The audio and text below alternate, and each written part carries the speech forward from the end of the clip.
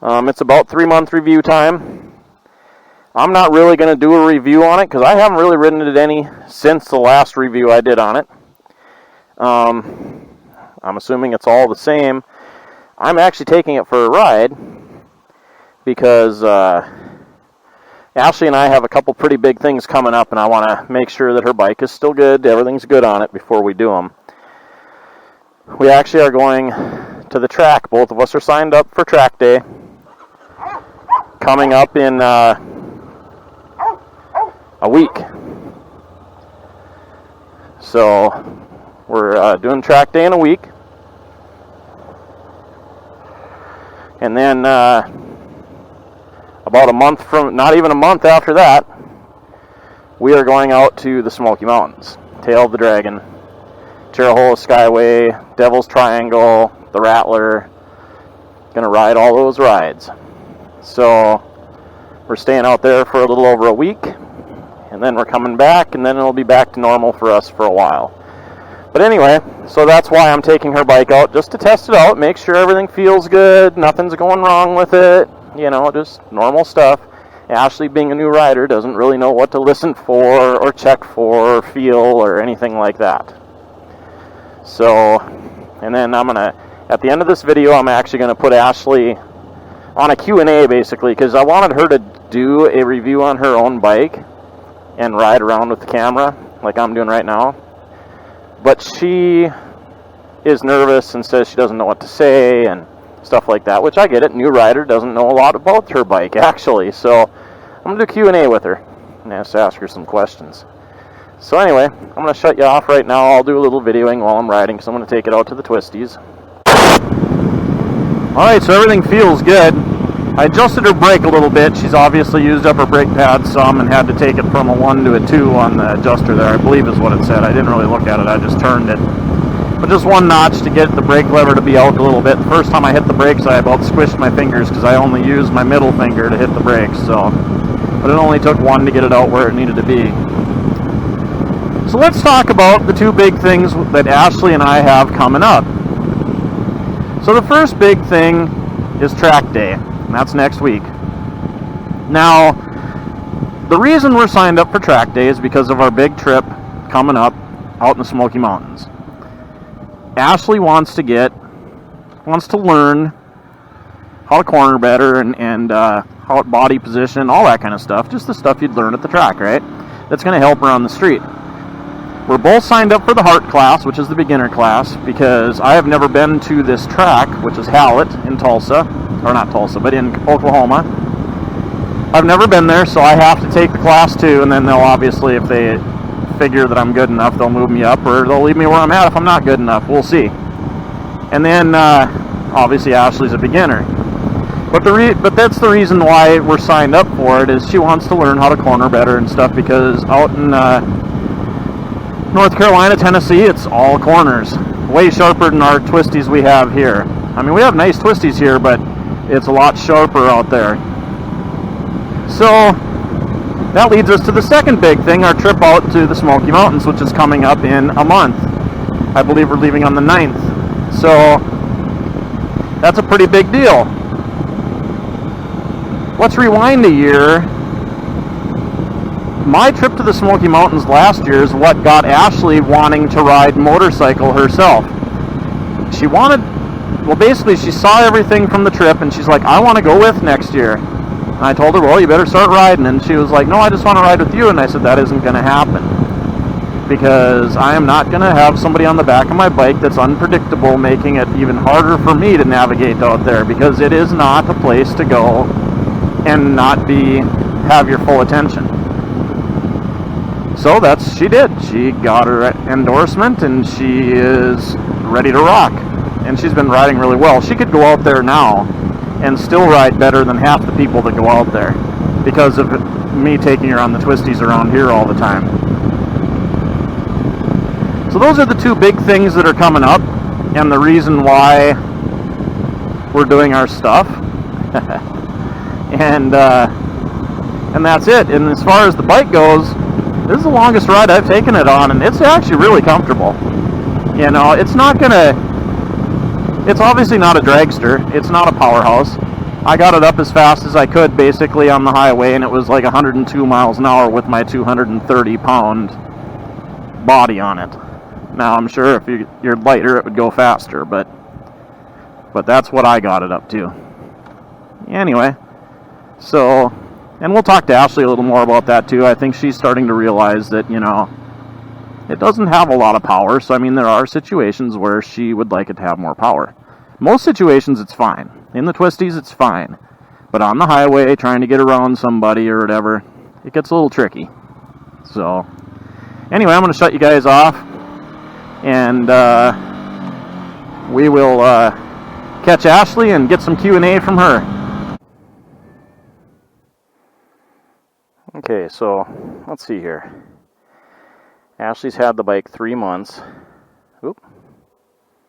That's wrong. How do I change the trip? Oh, there we go. So she's got 2,400 miles on the bike in 3 months.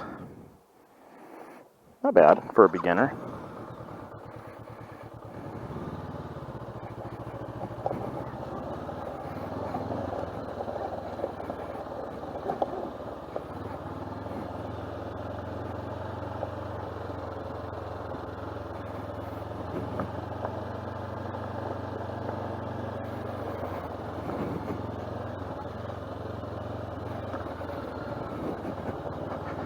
And it's an off-road bike too, if you can't tell. Not really, but I come down here all the time, so I'm pretty used to this steep hill with the rocks and the gravel and the washouts and all that kind of stuff. Pretty much bring all my bikes down here. And I'm an old dirt biker, so yeah, this is nothing.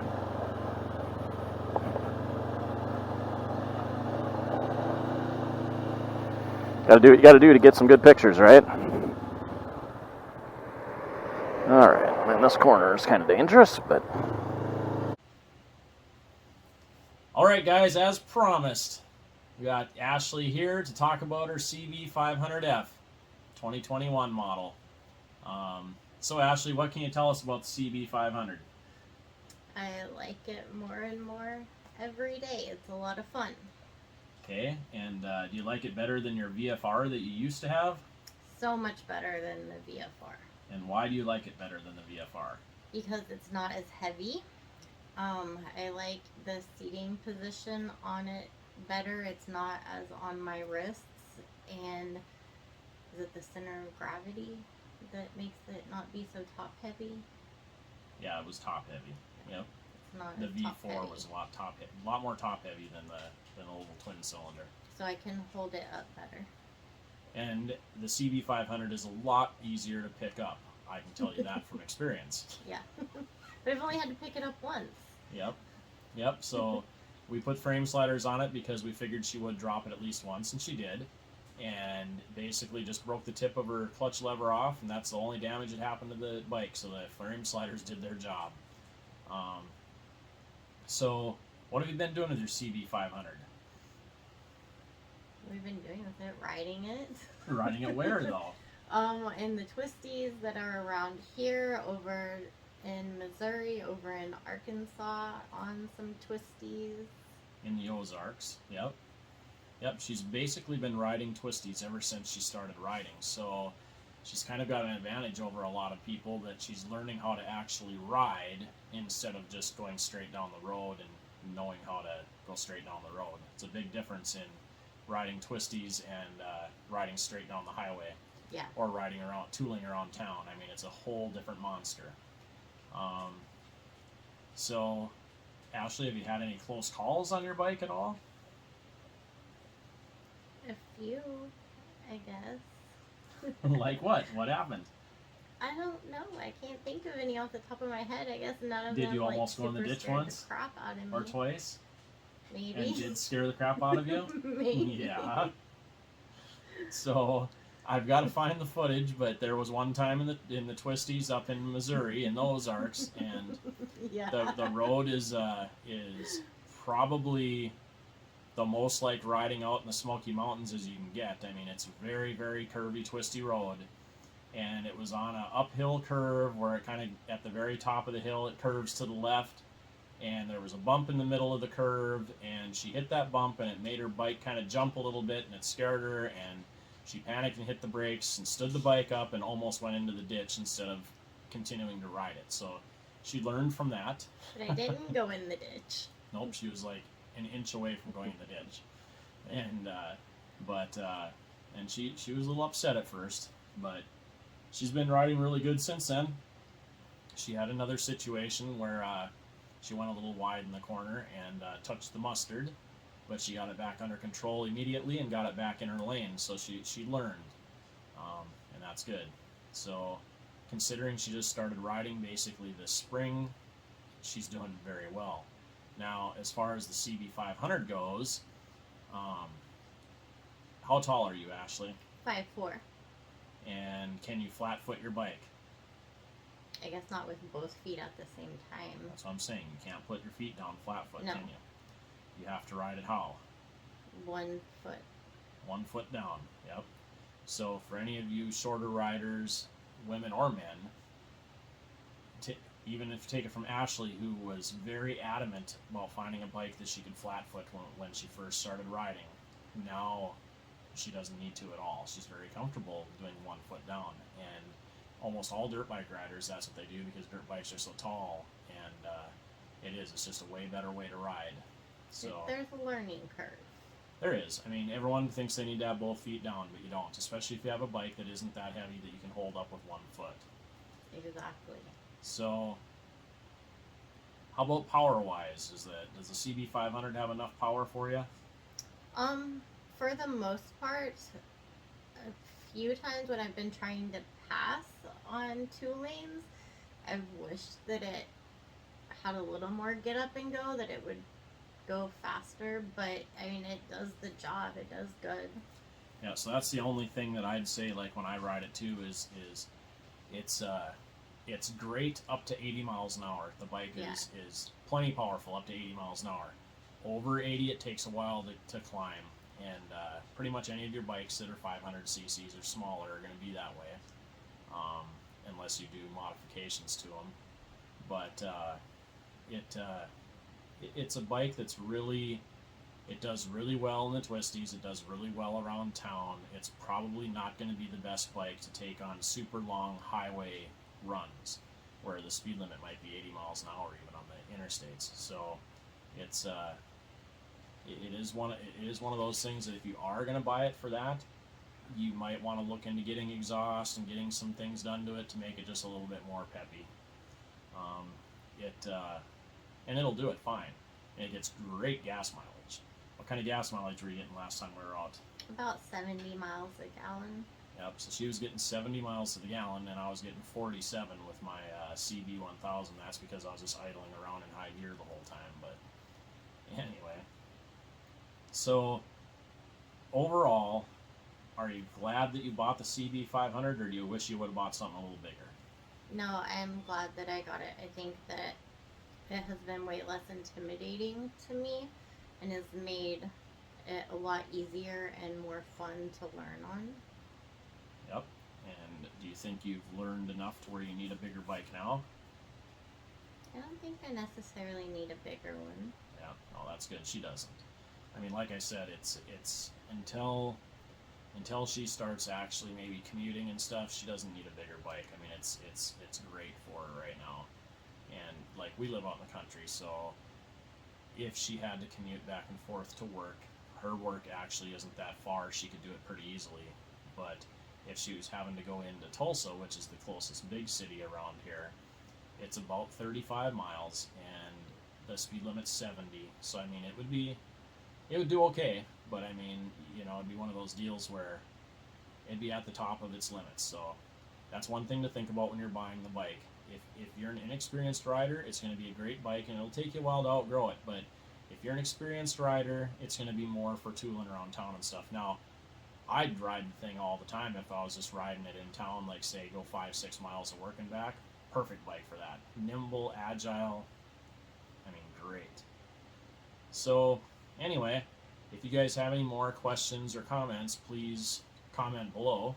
And and obviously like and subscribe. We need more subscribers, and that's probably about it for this video. Like I said, if you guys have any more questions, Ashley, can you think of anything else we need to say about it? No, I really like it. I'm happy that I decided to go that way and get it. Yep, so like when we first started looking at bikes, the reason she ended up with the VFR was she wanted to go cheap. So we found a cheap VFR, and VFRs are great bikes. I mean, don't get us wrong, it was a great bike, reliable bike, rode great, handled nice. Just for her being as short as she was, and the bike being pretty tall and stuff like that, it was a little It was was a just, little bit too much for her. it was Not just too power wise. heavy. Yeah, not power wise. Just I mean, she would have been okay with with that much power bike, because if you kept it under 8,000 RPM, it's pretty mellow bike. But it was too heavy. I mean, if you watch some of our other old videos, you can see her drop it and stuff like that. But you know, it was a great bike. But like I said, you know, this bike is the same height as the other bike, but it's not as heavy. She's able to hold it up. So that's a good thing. And like I said, we're looking cheap. So then when we started looking for a different bike for her, we started looking at these smaller bikes, and if they're in nice shape, they hold their value. I mean, CB500s that had 2,000-3,000 miles on them were $1,000 less than brand new, and you know, they probably had half tread on the tires, stuff like that. So I mean, it was going to be the same cost as a brand new bike by the time you put new tires on it, change oil, do all that kind of stuff. So we ended up buying a brand new one, and she's been riding the heck out of it. I mean, she's got what 2,400 miles on it, 2,500, somewhere in there so Yeah. far, and she's owned it for 3 months. Like I said, this is the 3-month review. So, and you know, that's pretty good for a new rider. And really, a lot of people don't ride that much in a year. I mean, and a lot of people do. I mean, myself, I ride. That in a month. Well, yeah, I ride more than that in a month. I've got my new CB, and it's got 6,000 miles on it now, and I've had it for 3 months. And it's and I ride my other bikes too. So, and I ride them a lot. But anyway, so that's where I'm going to end the video. Like I said, like and subscribe, hit the bell, do all that kind of stuff. Adopt, don't shop, and we will catch you on the flip side. Later, guys.